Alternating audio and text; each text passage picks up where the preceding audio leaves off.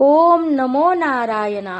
स्वागत है आपका वट सावित्री पूर्णिमा व्रत कथा में। वट सावित्री पूर्णिमा व्रत वट पूर्णिमा के दिन सुहागिनें अपने पति के लंबी आयु और सौभाग्य की कामना के लिए वट यानी बरगद वृक्ष की पूजा करती हैं। पौराणिक कथा के अनुसार पतिव्रता सावित्री ने अपने दृढ़ संकल्प और बुद्धि के बल से अपने मृत पति सत्यवान के प्राण यमराज से वापस छीन लिए थे। तो चलिए बढ़ते हैं वट सावित्री व्रत कथा की तरफ। भद्र देश के एक राजा थे जिनका नाम अश्वपति था।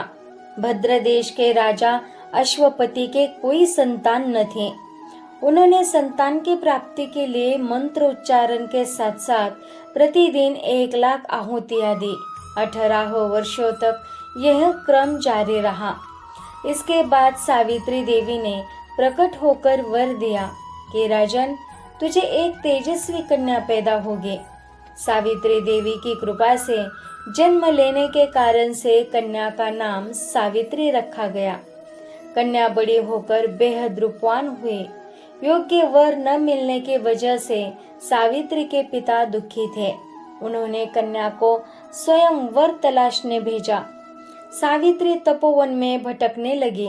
वहां शाल्व देश के राजा द्युम्नसेन रहते थे, क्योंकि उनका राज्य किसी ने छीन लिया था।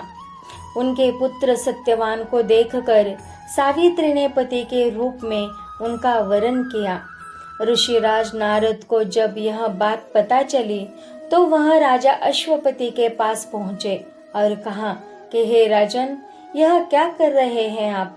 सत्यवान गुणवान है, धर्मात्मा है और बलवान भी है, पर उसकी आयु बहुत छोटी है।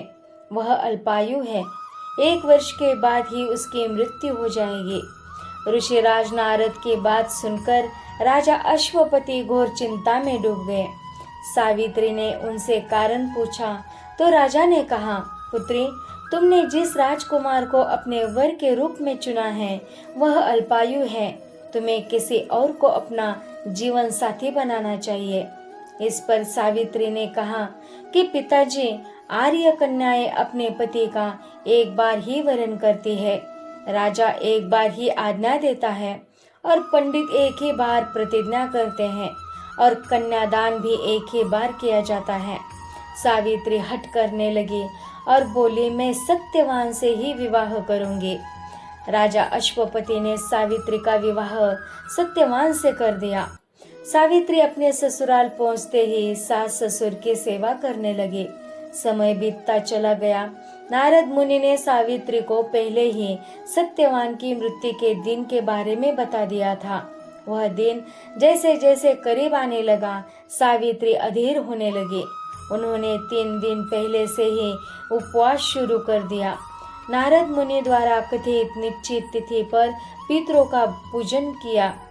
हर दिन की तरह सत्यवान उस दिन भी लकड़ी काटने जंगल चले गए। साथ में सावित्री भी गई।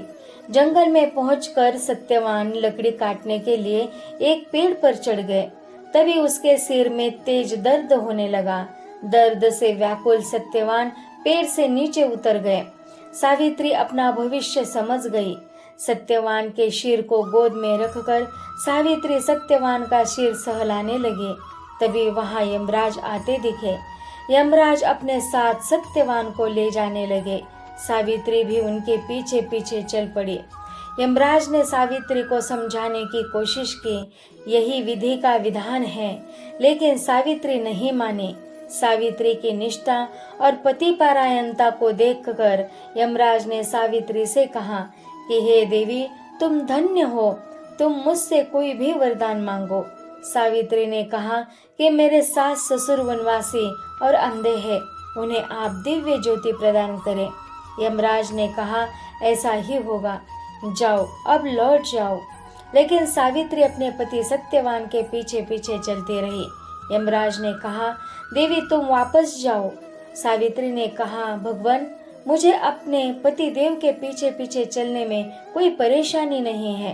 पति के पीछे चलना मेरा कर्तव्य है। यह सुनकर उन्होंने फिर से उसे एक और वर मांगने के लिए कहा। सावित्री बोली, हमारे ससुर का राज्य छिन गया है, उसे पुनः वापस दिला दे। यमराज ने सावित्री को यह वरदान भी दे दिया और कहा, अब तुम लौट जाओ। लेकिन सावित्री पीछे पीछे चलती रही। यमराज ने सावित्री को तीसरा वरदान मांगने को कहा। इस पर सावित्री ने 100 संतानों और सौभाग्य का वरदान मांगा। यमराज ने इसका वरदान भी सावित्री को दे दिया। सावित्री ने यमराज से कहा कि प्रभु, मैं एक पतिव्रता पत्नी हूँ और आपने मुझे पुत्रवती होने का आशीर्वाद दिया है। यह सुनकर यमराज को सत्यवान के प्राण छोड़ने पड़े। यमराज अंतर्ध्यान हो गए और सावित्री उस वट वृक्ष के पास आ गई जहाँ उसके पति का मृत शरीर पड़ा था। सत्यवान जीवंत हो गया और दोनों खुशी खुशी अपने राज्य की ओर चल पड़े। दोनों जब घर पहुंचे तो देखा कि माता पिता को दिव्य ज्योति प्राप्त हो गई है। इस प्रकार सावित्री सत्यवान चिरकाल तक राज्य सुख भोगते रहे। अतः पतिव्रता सावित्री के अनुरूप ही प्रथम अपने सास ससुर का उचित पूजन करने के साथ ही अन्य विधियों को प्रारंभ करे। वट सावित्री व्रत करने और इस कथा को सुनने से उपवासक के वैवाहिक जीवन या जीवन साथी की आयु पर किसी प्रकार का कोई संकट आया भी हो तो वो टल जाता है। वट सावित्री पूर्णिमा व्रत की कथा हमें यह सिखाती है, यदि सच्ची निष्ठा, प्रेम और संकल्प हो तो एक स्त्री अपने दृढ़ निश्चय से मृत्यु के देवता यमराज को भी अपने मार्ग से डिगा सकती है। यह कथा सच्चे जीवन साथी के महत्व और हर परिस्थिति में उसका साथ निभाने का सबसे बड़ा संदेश देते हैं। तो आज के लिए इतना ही। हरे शरणम। ओम नमो नारायण।